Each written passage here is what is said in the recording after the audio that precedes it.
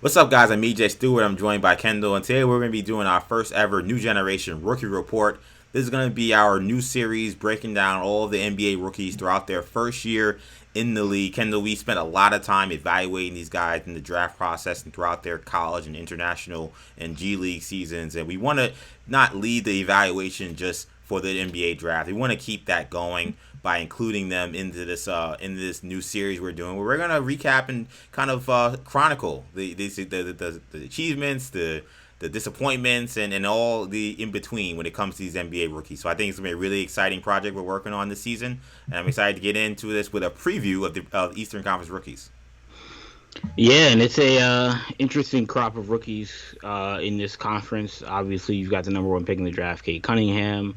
You have a lot of interesting guards that were drafted in the lottery, many of whom we'll be mentioning in this draft in this video. But I'm excited to break all these guys down, and we'll have a video on the Western Conference as well. So stay tuned for that.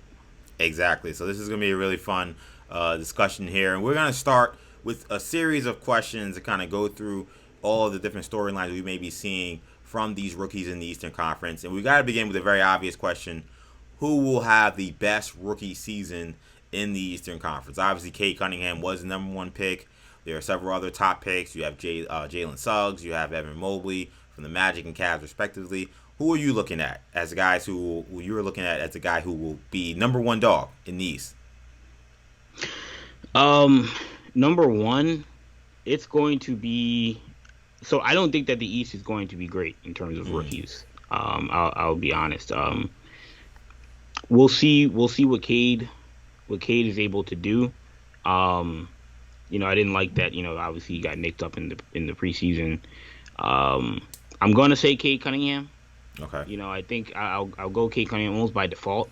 I don't think he's gonna be spectacular, um, but I think the other options. I think Scottie Barnes will be solid, but not anything special in terms of a Rookie of the Year candidacy. I think Jalen Suggs is a little bit of a crabs in the barrel mentality with all the guards in Orlando competing against him. So it's gonna be tough for him to night in night out dominate. So by default, I would lean Kate Cunningham in this conversation if we're talking about the guy who's going to have the best chance to win Rookie of the Year.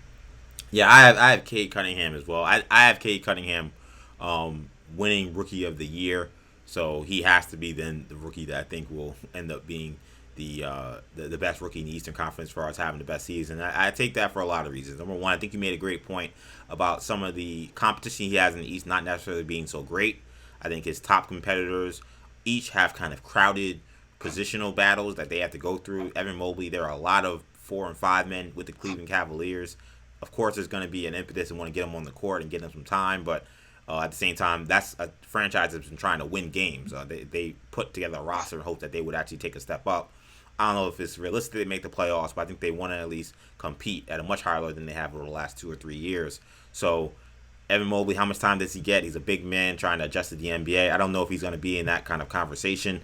Jalen Suggs, again, a lot of players at his position. It seems like the Magic are kind of committed to making him the guy, but Cole Anthony's going to get time. We know RJ Hampton not necessarily maybe playing as much one because of the other guards, but we know he's going to be in the situation. And then of course Markelle Fultz is a guy they gave a lot of money to, and when he comes back healthy at some point in the season, he's going to be in there as well. Those are your top rookies in terms of who were drafted, and then you start to say, okay, well, who are the next guys?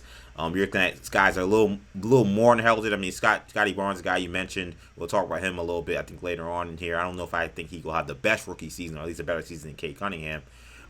So when it comes to Cade, to me, I just think that he's in a great position to really shine, given the fact that there aren't really a lot of other guards on that team that you would want to kind of handle the ball a lot and kind of dominate the ball. Cade is going to be not the maybe number one option because they have obviously Jeremy Grant, but he's gonna be either a 2 or a 3. Either him or Sadiq Bey will probably split those roles. He's gonna get a lot. He's gonna have a lot of time dominating the ball. He's gonna be able to kind of distribute everything around. He's gonna play a lot of minutes. You don't like to see the health situation right now in terms of him not being able to get on the court for preseason. I think that may mean maybe a kind of October, November for him because he didn't get that time. Yeah, But the when it comes guy, out shooting out of the blocks, he's not going to be dominating from day one. Yeah, I think there might be a little bit of a kind of a learning curve, but I expect him to continue to pick it up because the guy's skill level is tremendous. He has an NBA ready game. His floor game is spectacular. His shooting spectacular. I just love his game all around, and I think that to me he was the clear choice for me for best rookie in terms of the Eastern Conference. When we go to rookies who will exceed expectations, this is kind of an interesting one for me because we're looking at guys who perhaps will play a little better than what the people thought when they were drafted in terms of what their first year impact would be. So who will be the guy that you look at that you think will exceed those first year expectations? I'm gonna go Cam Thomas. I think Cameron Thomas with the Brooklyn Nets. I mean, we saw it in the summer league where he was, MVP, co-MVP of the summer league. Obviously he's been a bucket since he was playing for Boo Williams in the Nike EYBL, and then we saw it at LSU, and clearly that's translated to the NBA game to some degree. We're seeing it in preseason, and when it comes to the question with Cam Thomas and his fit with Brooklyn was always going to be what's going to be his role, what's going to be the volume of touches and shots he would get on a team with Kevin Durant and James Harden and Kyrie Irving.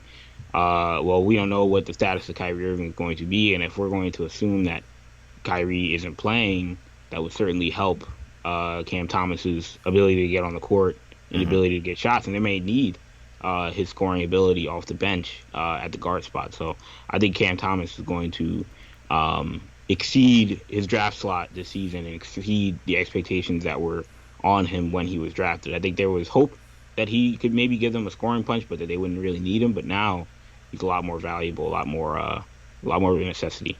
Yeah, I think that's Cam Thomas is a great pick. I think there's a lot of hope that he can kind of sit back and learn maybe in his first year, and they rely more on those veterans to get a lot of that time. But considering Kyrie his status is kind of uncertain at this point, it seems like they may need that offense immediately, and he's shown that he can clearly score on the NBA level at a very, very young age. So I think that's a good pick. I think for me, I'm going to go with Chris Duarte, another guy who's having a really great preseason. He's a guy I thought very, very highly of in the pre-draft process. And I have seen nothing in the preseason or from the summer league to make me think that he won't come out and really surprise a lot of people. He's an excellent shooter, all-around excellent offensive player. And I think that when we talk about rookies, it's always a combination of two things, skill and opportunity. That's kind of what determines the success level of a player's rookie season. And Duarte is going to have, I think he has a skill for sure. I think he's shown that. But I think the opportunity is going to be there because, Cal's hurt. We hope he gets back healthy. But he's dealing with the illness that he has, and he's been recovering from the cancer diagnosis. And T.J. Warren coming from an injury, I don't think he's going to come back and he's playing 35, 38 minutes a night. So Duarte is going to be relied on. He's going to get a lot of time. He's going to get a lot of minutes, and he's going to get a lot of shots. So I expect him to come in right away, provide a lot of offense, be a spark plug kind of player. And I think that bold prediction, Chris Duarte will be an all-NBA first-team rookie. Really bold, because I wouldn't project him to be on a rookie team. So something has got to give, and we continue this rookie report, we'll be talking about that throughout the season. Of course, that means he'll be second team, so neither one of us will. Fair, it's fair there. All right, which rookie will have the biggest impact on a playoff team, Kendall? So many people think, well, it's got to be Cam Thomas, right? Because, you said Cam Thomas is going to exceed expectations, and the Nets will certainly be a playoff team. But I am actually going to pivot from Cam Thomas. Go with Marcus Zagorowski. No, I'm joking. I'm going to go with James Bouknight. Okay. Guard out of the Charlotte Hornets who, you know me, I was not a huge James Bouknight fan, pre-draft. I did not have him as one of my top 5 shooting guards. Had Joel Ayayi on the list. I regret that one. Not that I don't like Ayayi, but, I had a Bouknight. He wasn't looking too good. But no, Bouknight, clearly we've seen his scoring ability both in Summer League and in the preseason. And I think his role with this Charlotte Hornets team that is losing Devontae Graham, that's losing Malik Monk, they're going to need backcourt scoring next to LaMelo Ball and Terry Rozier. So James Bouknight, I expect will be a guy that can start in a pinch, but will play heavy minutes coming off the bench. And I think he'll average double-digit scoring this season. And if this team takes the next step, and if guys are healthy, like if Ball's healthy, and Hayward is healthy, and those guys obviously weren't healthy for all of last season, if they are, this should be a playoff team. And I think James Bouknight will be a guy who's a heavy rotation guy on this team. That's fascinating because for me, Bouknight was one of the guys I thought about because I think he's going to have a really good rookie year. I liked him a lot more than you did. He was my third shooting guard behind Duarte, and of course, who had number one? Moody. No, I forgot who. Oh, Green. Number one. Green, of course, Jalen Green. I'm so stuck right now in my Eastern Conference bag. I'm like, who's my number one shooting guard? All right, the guy who's maybe the best rookie in the other class. But for me, the question was, do I think the Hornets are gonna make the playoffs? And I think they're gonna miss it. I think they're gonna be right outside looking in yet again. So a guy I'm picking, another team that didn't make the playoffs last year that I do think will make it this year, is I picked Scottie Barnes as my rookie that make the biggest impact. And Barnes is an interesting player because I think that we know his limitations in terms of ability to stretch the floor and quote unquote offensive bag maybe, but impact doesn't have to just be scoring. Impact is coming in running the team. Impact could be defense. Impact could be just energy that you bring to the floor.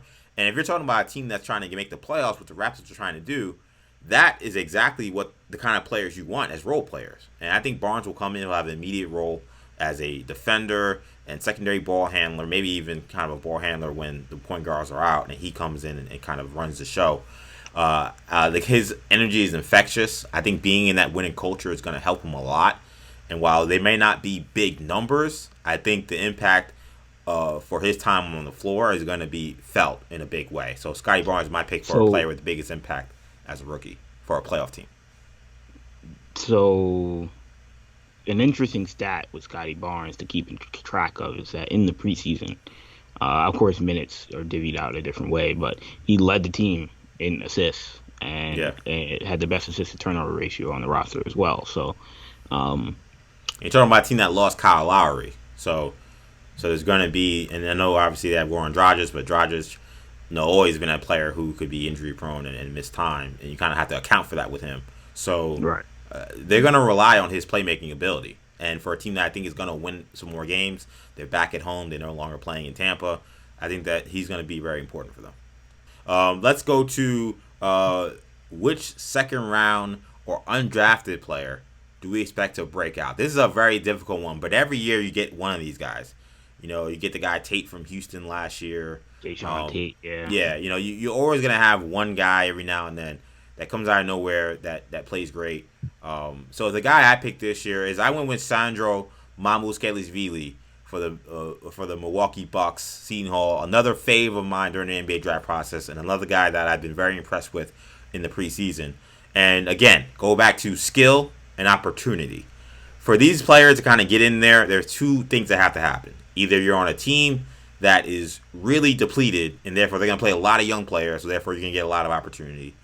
Or you got to take the risk that because you have a team for various reasons that may get through some injuries or may want to rest more guys, that some younger guys that may come in as role players with very small, limited opportunities come in and kind of spell star players and things like that. I think that's where Sandro comes in because Brook Lopez getting up there in age, does he play all 82 games? I don't know. Bobby Porter's already dealing with injuries coming into this season, and you're talking about a Bucks team that played all the way into August, right, or whenever the season ended. July, right? So you played all the way into July, so not as bad a situation as the Lakers and Heat had the year before, where you're playing deep in the season, but you still have a shorter run than most teams. I anticipate that that's going to lead to maybe some more injuries, maybe some more rest, and they're going to have to get in some fresh young guys in there. We've seen Sam Merrill, a second-year player, have a really good preseason. You know how I love Noara. I think that he's going to probably be in their rotation this year. I wouldn't be surprised if Sandro gets a lot of time for them. So I'm going to say he breaks out and has a really kind of a surprise rookie season, perhaps because some guys have to miss some time because of injuries.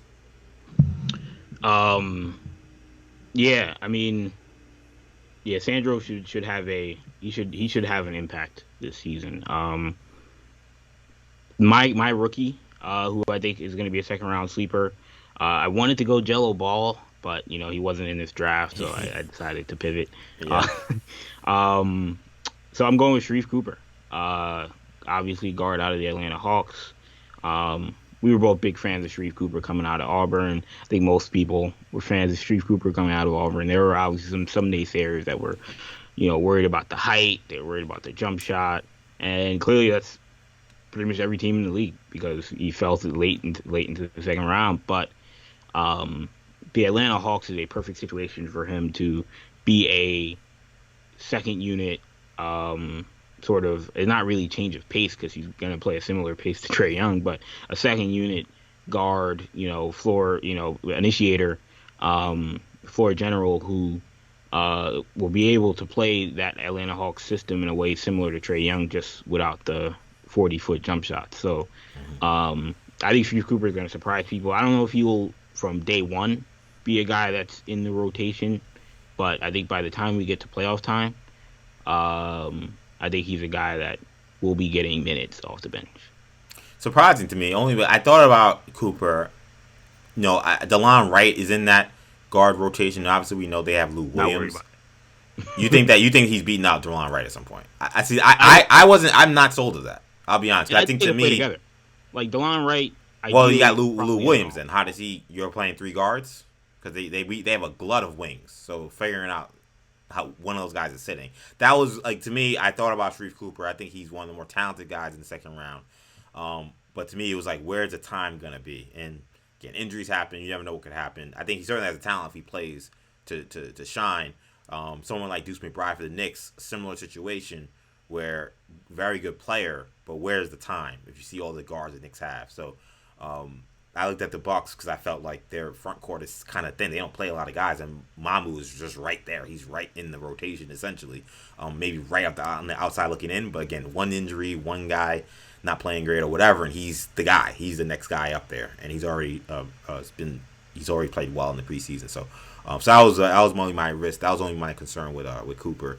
What about? I think this is an interesting topic. We can do multiple guys here, but late bloomers. There are some rookies that are going to come in. They're not going to have great seasons. They're not going to come in and average 15 points and be all NBA rookie. But they may, in a couple of years, 2, 3, 4, 5 years down the line, turn out to be some of the better players in this draft. So I don't want to just cap our conversation today to just what's going to happen just this year. I want to have a little bit of a look into the future. Kendall, when it comes to the players in this draft, who are guys you anticipate may not have big statistical years in their rookie year, but may end up being quote unquote late bloomers who end up being really successful later on in their careers?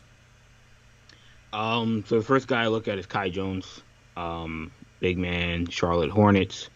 I mentioned, obviously James Bouknight being a rookie that will play heavy minutes in Charlotte. I do not expect Kai Jones to play heavy minutes as a rookie. I could be wrong about that because the talent is there, but that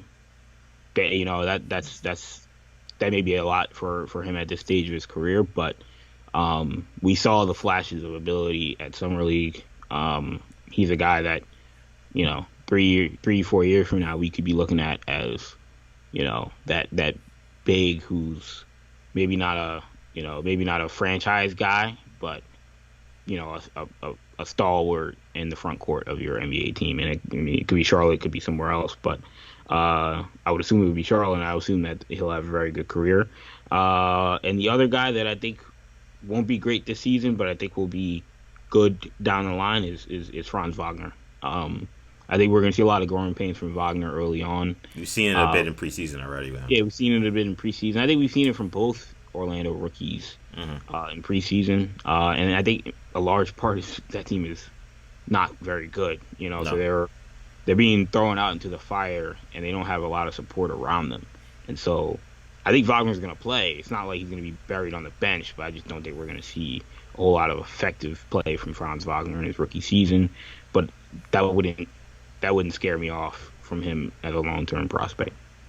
I think those are two good picks for me. I must be feeling the sixth. Does anyone say we the North here? Because I'm going with Scottie Barnes yet again. I'm wearing the Vince Carter T-shirt today, so I'm definitely feeling the sixth right now.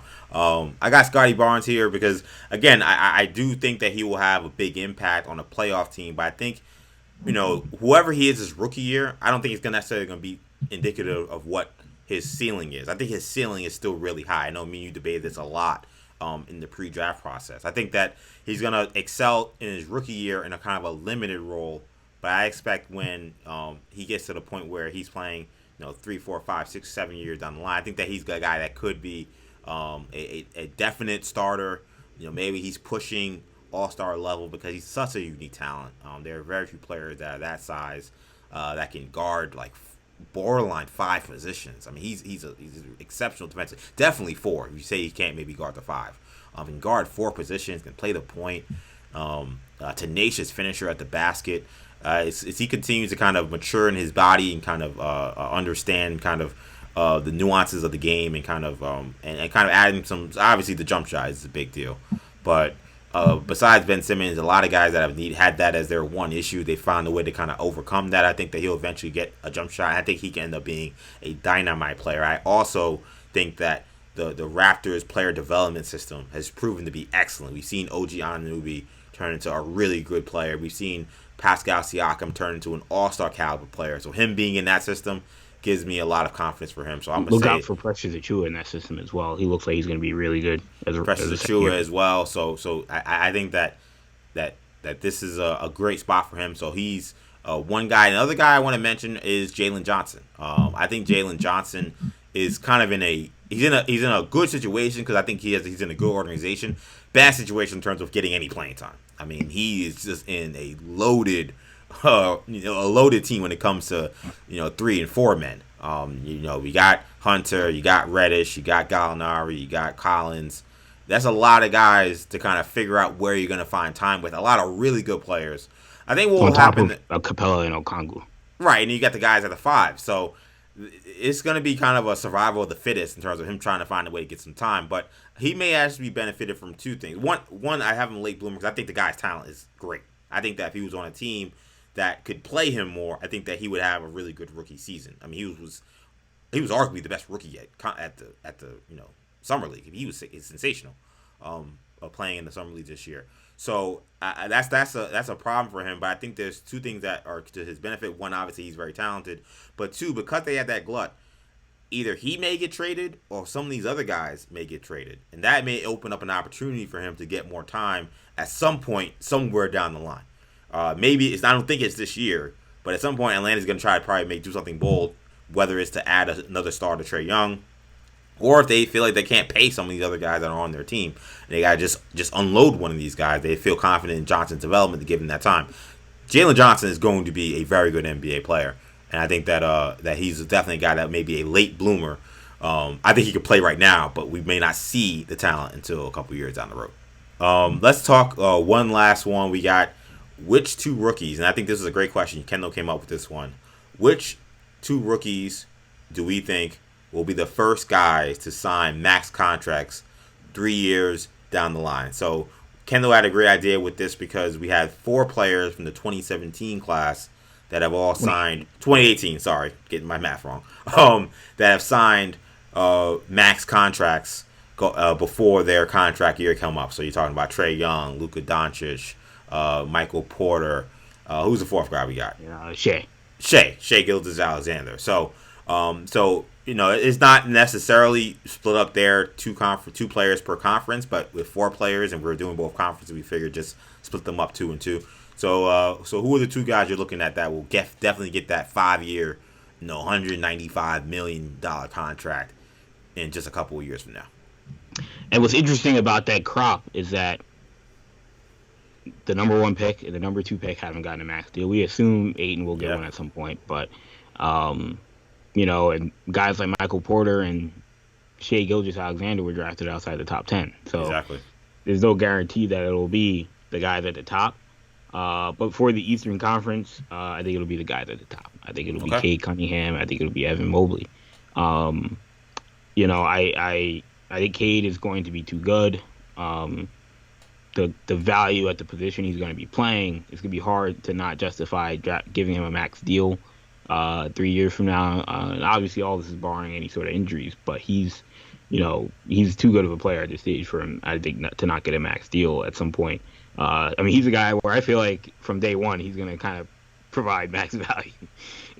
So if they can give him a max deal next year, they probably would. So that's Cade, and then the other guy, Evan Mobley. Not the value position, but I think what he's able to do for you both offensively and defensively. If you're looking 3 years down the line, and you also have to consider the franchise too. I mean, Cleveland. Yeah.